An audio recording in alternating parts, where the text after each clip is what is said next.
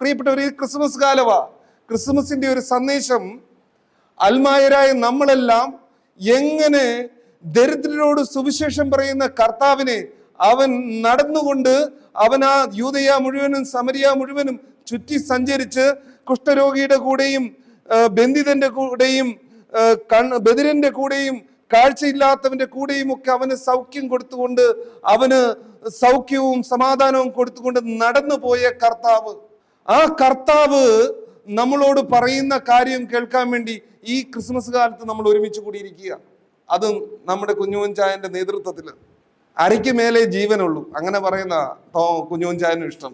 ആ അരയ്ക്ക് മേലെയുള്ള ഇത്തിരി ജീവൻ കർത്താവിന് വേണ്ടി സമർപ്പിക്കാൻ വേണ്ടി.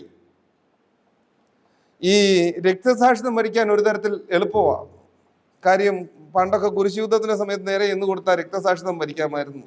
പക്ഷേ യഥാർത്ഥത്തിലുള്ള രക്തസാക്ഷിത്വം ജീവിച്ചിരിക്കുമ്പോൾ തന്നെ വരിച്ച് ജീവിക്കുക എന്ന് പറഞ്ഞാൽ അത് വലിയ കാര്യമാണ്. കർത്താവിന് വേണ്ടി ജീവൻ ത്യജിക്കാൻ യേശു ക്രിസ്തു നമുക്ക് വേണ്ടി ജീവൻ ത്യജിച്ചു എന്നതിൽ നിന്ന് സ്നേഹം എന്തെന്ന് നമ്മൾ അറിയുന്നെങ്കിൽ നമ്മളും സഹോദരർക്ക് വേണ്ടി ജീവൻ ത്യജിക്കാൻ കടപ്പെട്ടിരിക്കുന്നു എന്ന കർത്താവിശ്വംശയെ നമ്മളെ കാണിച്ചു തന്ന ആ കാതലായ ഭാഗം അതെങ്ങനെയാണ് ജീവിക്കേണ്ടത്. ഈ അനുഭവം അറിഞ്ഞ അപ്പസ്തോലന്മാര് എന്നാ ചെയ്തത്? ഈ അനുഭവം അറിഞ്ഞ ഈശോയെ അനുഭവിച്ചറിഞ്ഞ് ഈശോയുടെ സ്നേഹം അനുഭവിച്ചറിഞ്ഞ് പീഡാസഹനത്തിലൂടെ കടന്നുപോയി, മരണത്തിലൂടെ കടന്നുപോയി, ഉത്ഥാന അനുഭവം സ്വന്തമാക്കിയ ശിഷ്യന്മാര്, 12 ശിഷ്യന്മാര്, ആദ്യത്തെ അപ്പസ്തോല ഗണം, അവരെന്നാ ചെയ്തു? അവരൊരുമിച്ചിരുന്ന് പ്രാർത്ഥിച്ച പരിശുദ്ധാത്മാവ് വന്നു. പരിശുദ്ധാത്മാവ് വന്നപ്പോൾ അവരെന്ത് ചെയ്തു? അവർ ഒരു കാര്യം തീരുമാനിച്ചു, വചനം പ്രഘോഷിക്കണം. അടങ്ങാത്ത ആഗ്രഹം വചനം പ്രഘോഷിക്കണം. അങ്ങനെ വചനം പ്രഘോഷിച്ചവര് ഒരൊറ്റ സമൂഹമായി അവരൊരുമിച്ച് താമസിച്ചു. അവരൊരുമിച്ച് താമസിച്ചപ്പോൾ എന്ത് സംഭവിച്ചു? അവരുടെ ഇടയിൽ ദരിദ്രർ ആരും ഉണ്ടായിരുന്നില്ല. അവരുടെ ഇടയിൽ ദാരിദ്ര്യം അനുഭവിക്കുന്നവർ ആരും ഉണ്ടായിരുന്നില്ല. കാര്യം അവരവരുടെ സ്വത്തുക്കളെല്ലാം ഒരുമിച്ച് കൊണ്ടുവച്ച് ഇങ്ങനെ മുന്നോട്ട് പോയി. അങ്ങനെ കഥ എങ്ങോട്ട് മുന്നോട്ട് പോകുമ്പോൾ ഒരു സംഭവം നടന്നു. അപ്പസ്തോലന്മാർക്ക് വചനം പ്രഘോഷിക്കണം, മാത്രമല്ല പരിശുദ്ധ കുർബാന, തങ്ങളുടെ ജീവനും കേന്ദ്രവും ഉച്ചകോടിയുമായ പരിശുദ്ധ കുർബാന സഭ അർപ്പിക്കുന്നത് പോലെ അർപ്പിച്ച് കാണിച്ചു കൊടുക്കാൻ വേണ്ടി അപ്പസ്തോലന്മാരാ ഉള്ളത്.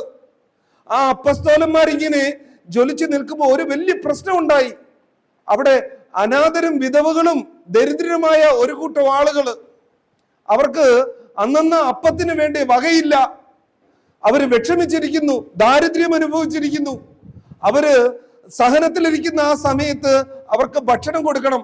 അപ്പം അവിടെ ചെറിയ ഇഷ്യൂ ഉണ്ടായി. ഈ ഭക്ഷണം കൊടുക്കുന്നതിൽ ചിലർക്ക് കൂടുതലും ചിലർക്ക് കുറവും ഒക്കെ വന്നപ്പോഴത്തേക്ക് അപ്പസ്തോലന്മാർ ഒരു കാര്യം മനസ്സിലാക്കി, തങ്ങൾക്ക് വചനപ്രഘോഷണവും കൂദാശകളുടെ പരികർമ്മവുമായിട്ട് മുന്നോട്ട് പോകാതിരിക്കാൻ പറ്റില്ല. അപ്പൊ ഈ കാര്യം എന്നാ ചെയ്യും?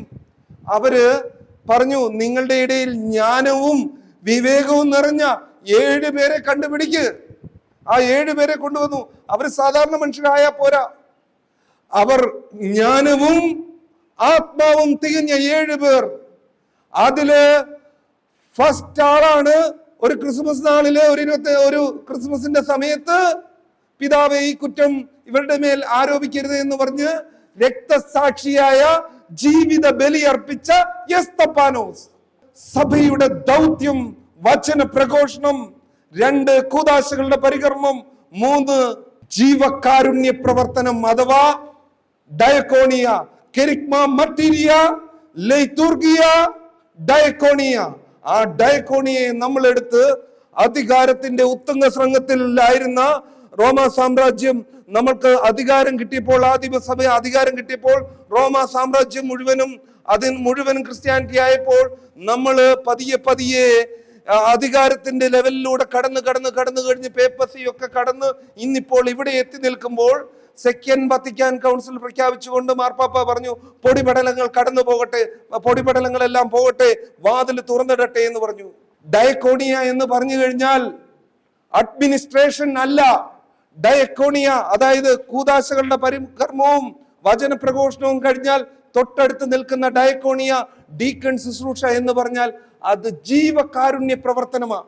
ദരിദ്രരോട് സുവിശേഷം പ്രഘോഷിക്കുവാൻ, അവനോട് വചനം പ്രഘോഷിക്കുവാൻ, അവന് വേണ്ടിയതെല്ലാം ചെയ്യുവാൻ, അവന് വേണ്ടി ജീവൻ ബലി കഴിക്കുവാൻ നമ്മളെ പ്രാപ്തമാക്കുന്ന ഒന്നാണ് സഭയുടെ ഡയക്കോണിയ. എന്നിട്ട് പറയുകയാണ്, ഈ ഡയക്കോണിയ എന്ന് പറയുന്ന കാര്യം സഭയുടെ മുഖ്യധാരയിൽ നിന്ന് മാറിപ്പോയാൽ, ഒരുപക്ഷെ വചന പ്രഘോഷണത്തിനും കൂദാശകൾക്കും വചനപ്രഘോഷണവും കൂദാശ മാത്രം മതി എന്നായാൽ സഭയില്ല.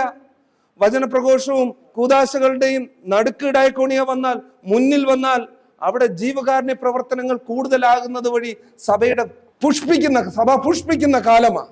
ഈ ജീവകാരുണ്യ പ്രവർത്തനങ്ങൾ മതത്യാഗിയായ ജൂലിയൻ എന്ന മറ്റേ പീഡിതനായ ചക്രവർത്തി പറയുകയാണ്, ക്രിസ്ത്യാനികളെ കണ്ട് നിങ്ങൾ ക്രിസ്ത്യാനികളുടെ മറ്റുള്ളവർക്കായി അവർ ചെയ്യുന്ന നന്മ പ്രവൃത്തികളെ നിങ്ങൾ കാണണം.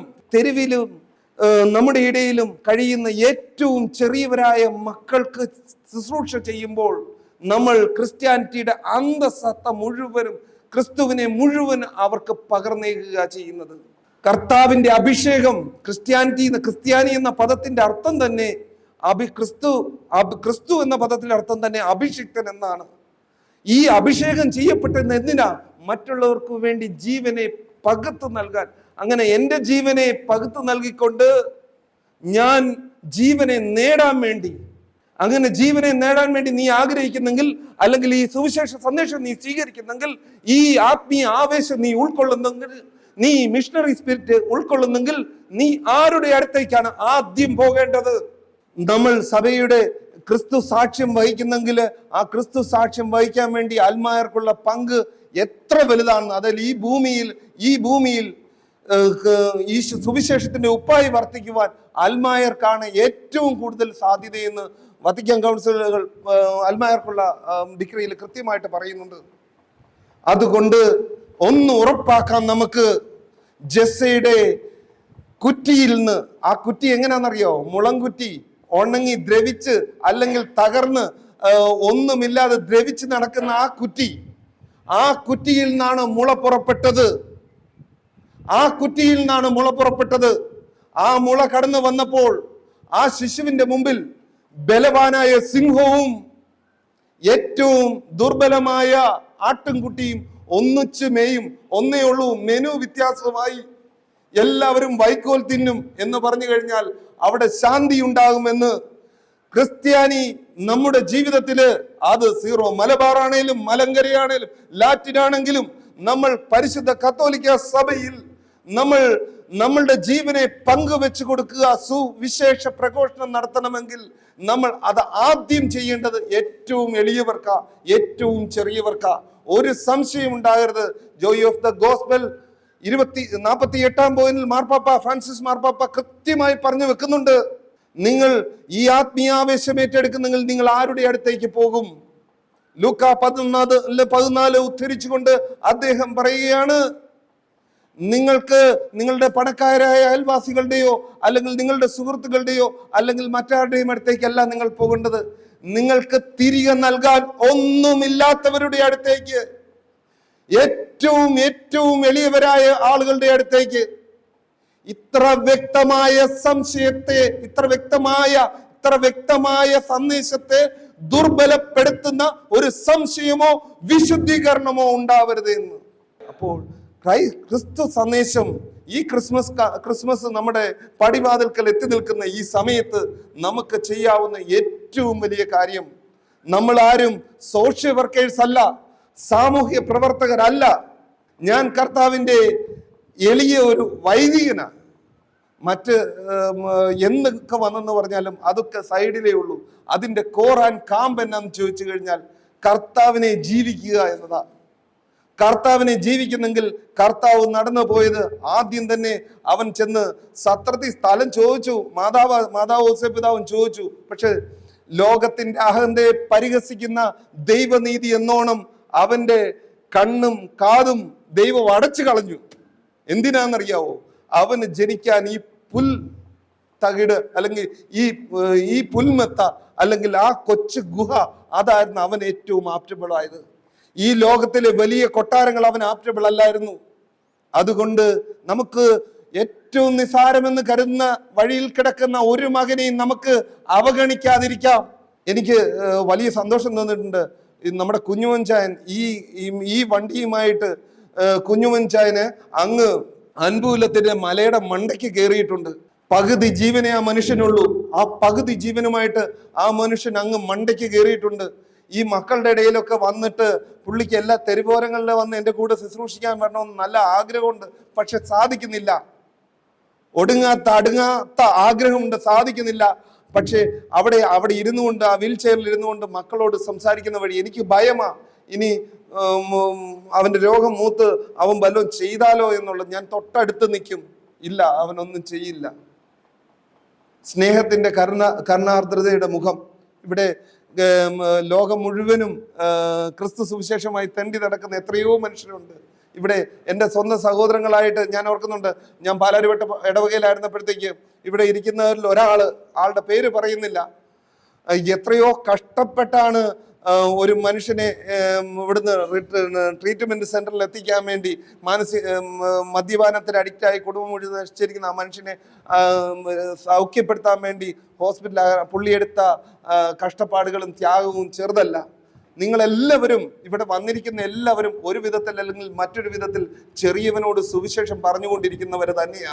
അതിനെ ഒന്ന് ബൂസ്റ്റ് ചെയ്യാൻ വേണ്ടിയാ ഞാൻ അവിടുന്ന് ഇവിടം വരെ വന്നത്. തീർച്ചയായിട്ടും നിങ്ങളുടെ മുമ്പിൽ ഏറ്റവും എളിയ ദാസനായി നിൽക്കുന്ന എന്നെ സംബന്ധിച്ചിടത്തോളം എൻ്റെ ഉത്തരവാദിത്വവും കടമയും മറ്റൊന്നുമല്ല, ടു റീച്ച് ഔട്ട്. ദൈവസ്നേഹം നമ്മൾ അനുഭവിക്കുന്നെങ്കിൽ, കർത്താവിനെ നമ്മൾ അനുഭവിക്കുന്നെങ്കിൽ, നമ്മൾ അറിഞ്ഞ കർത്താവിന്റെ സ്നേഹം നമ്മൾ അനുഭവിച്ചറിയുന്നെങ്കിൽ, ആ സ്നേഹം ഇങ്ങനെ ഇതിനകത്തിരിക്കില്ല, അത് പുറത്തേക്ക് ഒഴുകും. To reach out. ദൈവസ്നേഹം നമ്മളെ പുറത്തേക്ക് ഒഴുക്കുക തന്നെ ചെയ്യും. അത് പുറത്തേക്ക് ഇറങ്ങുമ്പോൾ നമ്മൾ ഏറ്റവും ചെറിയവരിലേക്ക് ശ്രദ്ധ കൊടുക്കുക. വലിയ വലിയ ആളുകളോട് തീർച്ചയായിട്ടും ബലഹീനമായതിനെയും മുടന്നുള്ളതിനെയും മാത്രമല്ല കൊഴുത്തതിനെയും സംരക്ഷിക്കുന്ന ദൈവം. പക്ഷേ സുവിശേഷ ഹൃദയം എന്നോർത്തെ 99 വിട്ട് ഒന്നിനെ തേടിപ്പോയ കർത്താവ് എന്ന് പറഞ്ഞാൽ 99 കളഞ്ഞിട്ടല്ല കേട്ടോ ഞാൻ പറഞ്ഞതെന്ന് പറഞ്ഞാൽ, തീർച്ചയായിട്ടും എവിടെയെങ്കിലും ദൈവസ്നേഹത്തിന്റെ തീപ്പൊരി ഉണ്ടെങ്കിൽ അതവിടെ കത്തിക്കോളും. അറിയാത്തതിനെ അറിയിക്കുവാനായിട്ട്, അറിയാത്തതിനെ സംരക്ഷിക്കാനായിട്ട്, അതിനെ ചേർത്തെടുത്ത് വെക്കാനായിട്ട് നമ്മൾ ഉണ്ടാക്കിക്കോ. കോടാനുകോടിയുടെ പള്ളി ഉണ്ടാക്കിക്കോ. ഒപ്പം നമ്മളെ സംബന്ധിച്ചിടത്തോളം നമ്മൾ വ്യക്തികൾ പള്ളികളായി മാറി, സഭ തന്നെയും പള്ളിയായി മാറി അനേകം ഭവനങ്ങൾ ഉണ്ടാകണം, അനേകം ഭവനങ്ങൾ ഉണ്ടാകണം. ചെറിയവർ, ദാരിദ്ര്യം അനുഭവിക്കുന്നവർ ആരും അവരുടെ ഇടയിൽ ഉണ്ടാവാൻ പാടില്ല. എന്താണ് യഥാർത്ഥ ദൈവഭക്തി? അനാഥരുടെയും വിധവകളുടെയും കാര്യങ്ങളിൽ അവരുടെ സഹായത്തിനെത്തുക, ലോകത്തിന്റെ കളങ്കമേൽക്കാതെ തന്നെ കാത്തു സൂക്ഷിക്കുക എന്ന് ഓർത്തെ. ആദ്യത്തെ കൽപ്പന ഏതാ? പൂർണ്ണ ഹൃദയത്തോടും പൂർണ്ണാത്മാവോടും പൂർണ്ണ മനസ്സോടും കൂടെ ദൈവത്തെ സ്നേഹിക്കുക എന്നാണെങ്കിൽ, അവൻ ആദ്യത്തെ കൽപ്പനയ്ക്കല്ല ഉപമ പറഞ്ഞത്. രണ്ടാമത്തെ കൽപ്പനയുടെ ഉപമ, നിന്നെ പോലെ തന്നെ നിന്റെ അയൽക്കാരനെ സ്നേഹിക്കുക എന്ന കാര്യത്തിന്റെ ഉപമ ആദ്യം പറഞ്ഞു. നല്ല സമരായന്റെ ഉപമ.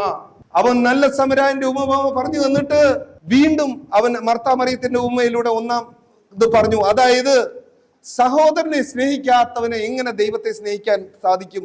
ആരാണ് നിന്റെ അയൽക്കാരൻ എന്ന ചോദ്യത്തിന്റെ ഉത്തരം വ്യക്തമാകുന്നത്, നിനക്ക് തിരികെ തരാൻ ഒന്നും കഴിവില്ലാത്തവരാണ് നിന്റെ യഥാർത്ഥ അയൽക്കാരൻ. ആദ്യം അവിടെ വചന പ്രഘോഷണം, നമ്മൾ അനുഭവിച്ച ദൈവസ്നേഹം, അത് വ്യക്തിയോട് സുവിശേഷം പറയുന്ന രീതി, ആ വ്യക്തിയോട് സുവിശേഷം പറയുന്ന രീതിയിലൂടെയാ അപ്പസ്തോലന്മാര് മുന്നോട്ട് പോകുന്നത്. അങ്ങനെ പോകുമ്പോൾ അവർ കൊടുത്ത ശ്രദ്ധ ഏറ്റവും എളിയവനായിരുന്നു. എളിയവർക്ക് ചെയ്ത് വലുതായതാണ് ഈ സഭയുടെ ചരിത്രം ഇരിക്കുന്നത്. ഒന്ന് ആലോചിച്ച് നോക്കിയേ.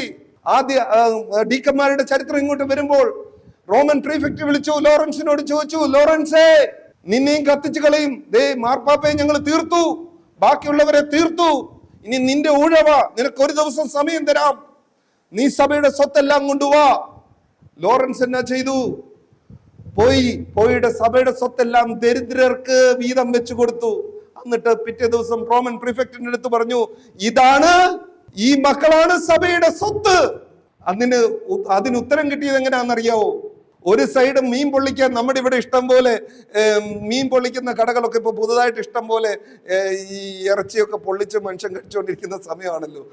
പക്ഷെ അന്നേ ഉണ്ടായിരുന്നു നമുക്ക്. കാര്യം എന്ന് വെച്ച് കഴിഞ്ഞാൽ വലിയ ഇരുമ്പ് പലകയിൽ ലോറൻസിനെ ഇട്ട് പൊള്ളിച്ചു. ലോറൻസ് പറഞ്ഞു, ഒന്ന് ചിരിച്ചുകൊണ്ട് പറഞ്ഞു, ഈ കുഞ്ഞോഞ്ചാനൊക്കെ ഇരിക്കുന്ന പോലെ പറഞ്ഞു, എന്നെ ഉണ്ടല്ലോ, എന്നെ ഒന്നുകൂടെ തിരിച്ചിടാവോ, ഹല്ലേലൂയ, എന്റെ ഒരു സൈഡ് വെന്ത് കഴിഞ്ഞു, ഹല്ലേലൂയ. അതുകൊണ്ട് നമുക്ക് പ്രാർത്ഥിച്ചൊരുങ്ങാം. നമുക്ക് ഈ മുന്നേറ്റം ചെറുതായിട്ടല്ല, ഇത് സഭയോടൊപ്പം നിന്ന് നമ്മുടെ എല്ലാ സഭകളോടും ഒരുമിച്ച് നിന്ന് മിശിഹാ രാജാവ് ഇതാ നമ്മുടെ മുമ്പിൽ എല്ലാവരെയും സൃഷ്ടിച്ച, ആകാശവും ഭൂമിയും സർവ്വചരാചരങ്ങളും തീർത്ത ദൈവം ചുരുങ്ങി ചുരുങ്ങി ചുരുങ്ങി ചുരുങ്ങി ഏറ്റവും എളിയവനായി, ബലഹീനനായ, ഏറ്റവും ചെറുതായ ഒരു മനുഷ്യ കുഞ്ഞായി ഈ ഭൂമിയുടെ മടിത്തട്ടിൽ വന്ന് പിറന്ന സംഭവം. പ്രിയപ്പെട്ടവരെ, ഈശോയ്ക്ക് വേണ്ടി ബലം കൊടുക്കുവാൻ, ഈശോയ്ക്ക് കൈകളാകാൻ, ഉണ്ണീശോയ്ക്ക് കൈകളാകാൻ, കാലുകളാകാൻ നമ്മളെ ആവശ്യമുണ്ട്. നമ്മുടെ ലക്ഷ്യം നമ്മളെ ക്രിസ്തുവിനായി ചാർജ് ചെയ്യുക എന്ന. എവിടെയൊക്കെ ഭിന്നതയുണ്ടോ, എവിടെയൊക്കെ പ്രശ്നങ്ങളുണ്ടോ, എവിടെയൊക്കെ പ്രതിസന്ധികളുണ്ടോ, അവിടെയൊക്കെ പ്രധാനപ്പെട്ട കാര്യം എന്നാണെന്നറിയാവോ? ക്രിസ്തു സുവിശേഷം ദരിദ്രരെ തേടി ഇറങ്ങുന്നില്ല എന്നതാ. തമിഴ്നാട്ടില് ദൈവവചനം പറയുമ്പോൾ ഞാൻ സ്ഥിരമായി പറയുന്ന ഒരു വചനമുണ്ട്.